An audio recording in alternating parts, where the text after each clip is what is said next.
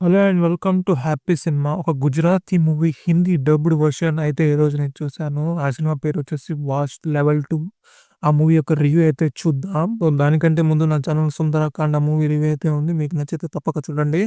నేనైతే 'సుందరకాండ' మూవీ చూసి వచ్చిన తర్వాత చూస్తా ఉంటే బయట పబ్లిక్ అయితే ఫుల్ ఉండారు. ఏ సినిమా కోసం వెయిట్ చేస్తుంటే ఈ సినిమా కనపడింది. అప్పుడే నాకు అనిపించింది ఇదొక గుజరాతీ మూవీ అని.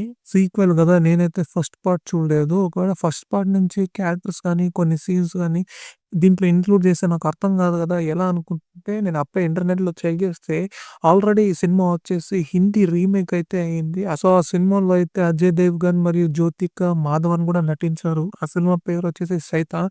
సో, అప్పుడు అనుకుంటే నేనైతే ఈ సినిమాని చూసాను కాబట్టి ఏ ఒక ప్రాబ్లమ్ లేదు. ఈజీగానే నాకు ఈ సినిమా కథ అయితే అర్థమైపోతుందని. సో, అలాగని ఈ సినిమానైతే స్టార్ట్ చేయడం మొదలుపెట్టాను. సరిగ్గా 12 సంవత్సరాల తర్వాత అయితే ఈ కథ స్టార్ట్ అవుతా ఉంటుంది.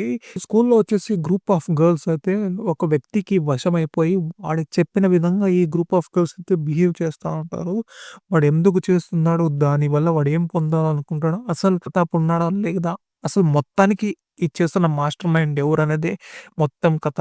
ఈ సినిమా వచ్చేసి pure and pure super natural psychological horror drama.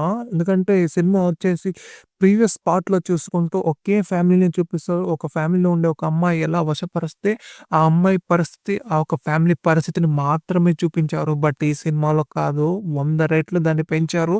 ఈ సినిమాలో దాదాపు కొన్ని అమ్మాయిలైతే వశమైపోతారు. వాళ్ళ ఫ్యామిలీ గాని, ఆ అమ్మాయిలు చేసే విచిత్రమైన పనులు గాని, ఆ అమ్మాయిలైతే స్కూల్ నుంచి బయటికి వెళ్ళిపోయి రోడ్లు విచిత్రంగా బిహేవ్ చేస్తున్న ఆ ఒక సీన్స్ అంతా చాలా థ్రిల్లింగ్‌గా అయితే డిజైన్ చేశారు. అంతేగాక ఈ సినిమాలో విలన్ అయితే దాదాపు ఇంటర్వెల్ టైమ్‌లో అయితే చూపిస్తారు. ఖచ్చితంగా మీరు సర్ప్రైజ్ అయితే అయితారు. అంతేగాక అసలు ఈ ప్రతాప్ అనేవాడు ఎందుకు కావాలా ఈ యొక్క విలన్‌కైతే దానికి సంబంధించిన డీటెయిల్ కూడా బాగానే రాశారు. అంతేగాక ఈ సినిమా ఫస్ట్ హాఫ్ అయితే చాలా సూపర్‌గా డిజైన్ చేశారు. మనకి ఎప్పుడు అయిపోతుందో తెలీదు. అంత ఫాస్ట్‌గా అయితే సినిమా రన్ అవుతా ఉంటుంది.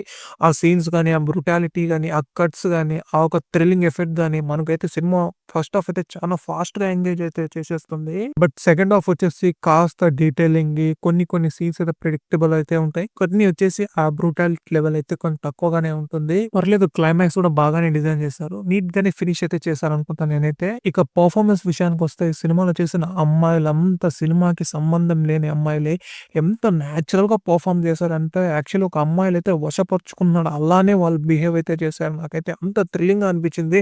అలాగే సినిమాలో అయితే ఒక అమ్మాయి అయితే అరుస్తుంది. ఆ అమ్మాయి చాలా టెర్రిఫిక్‌గా అరిచింది. ఆ అరుపులోనే ఆ అమ్మాయి హారర్‌ని మళ్ళా థ్రిల్లింగ్ ఎఫెక్ట్‌ని అయితే భలే చూపించింది. చాలా సూపర్‌గా పర్ఫార్మ్ అయితే చేశారు అమ్మాయిలు గూడా. సపోర్టింగ్ క్యారెక్టర్స్‌లో గూడా కొంతమంది అయితే ఉన్నారు.